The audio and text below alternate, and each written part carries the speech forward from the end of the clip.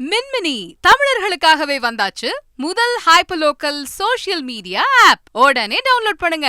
India வந்துள்ள France அதிபர் Emmanuel Macron Rajasthan மாநிலம் ஜெய்ப்பூரில் பிரதமர் மோடியுடன் சேர்ந்து ரோட் ஷோவில் பங்கேற்றார். கூடுதல் தகவல்களை எமது செய்தியாளர் ரமேஷ்குமாரிடம் கேட்கலாம். ரமேஷ், இப்போ பிரெஞ்சு அதிபர் இமானுவேல் மேக்ரானுடைய இந்த பயணம் எத்தனை நாள் பயணம்? இந்த பயணத்துடைய முக்கியத்துவம் என்ன? இப்போ இந்த ரோட் ஷோவில் இந்த இரு நாட்டு தலைவர்களோடு சேர்ந்து வேறு யாரெல்லாம் பங்கெடுத்திருக்கிறார்கள்? விரிவான தகவல்கள் ரமேஷ். அதாவது இந்தியாவினுடைய மிக நெருங்கிய நட்பு நாடாக பிரான்ஸ் விளங்குகிறது.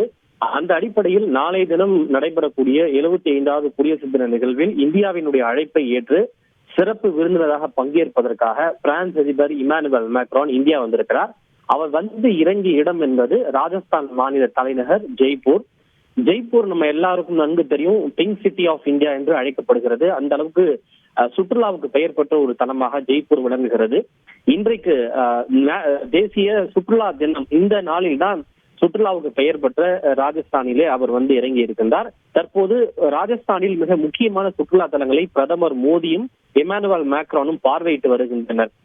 முன்னதாக அங்க இருக்கக்கூடிய ஜந்தர் மந்தர் என்கிற ஒரு யுனெஸ்கோ ஹெரிடேஜ் சைட்டை பார்வையிட்ட அவர்கள் தற்போது ஹவா மஹால் என்கிற ஒரு சுற்றுலா தலத்தை பார்வையிட்டு வருகின்றனர்.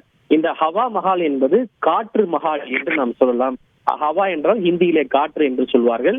அதாவது இந்த அரண்மனை எப்படி இருக்கும் என்றால், பகவான் கிருஷ்ணருடைய கிரீடம், அவர் தலையில் அணிந்திருக்கக்கூடிய அந்த கிரீடத்தினுடைய வடிவில் இந்த அரண்மனை என்பது அமைக்கப்பட்டிருக்கிறது. இதுல கிட்டத்தட்ட ஆயிரக்கணக்கான ஜன்னல்கள் அமைக்கப்படும். எனவே இங்கு போய் நின்றாலே காற்று அந்த அளவுக்கு சிறகடித்து பறப்பதை சுற்றுலா பயணிகள் உணர முடியும். எனவே அந்த அளவுக்கு புகழ்பெற்ற ஒரு தலம் தான் ஹவா மஹால். இது பகவான் கிருஷ்ணருக்காக அர்ப்பணிக்கப்பட்ட ஒன்று.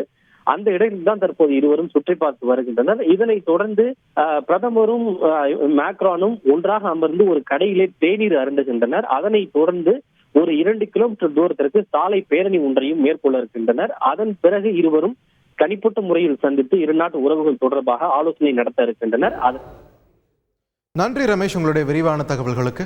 மின்மினி தமிழர்களுக்காகவே வந்தாச்சு முதல் ஹைப்பர்லோக்கல் சோஷியல் மீடியா ஆப். உடனே டவுன்லோட் பண்ணுங்க.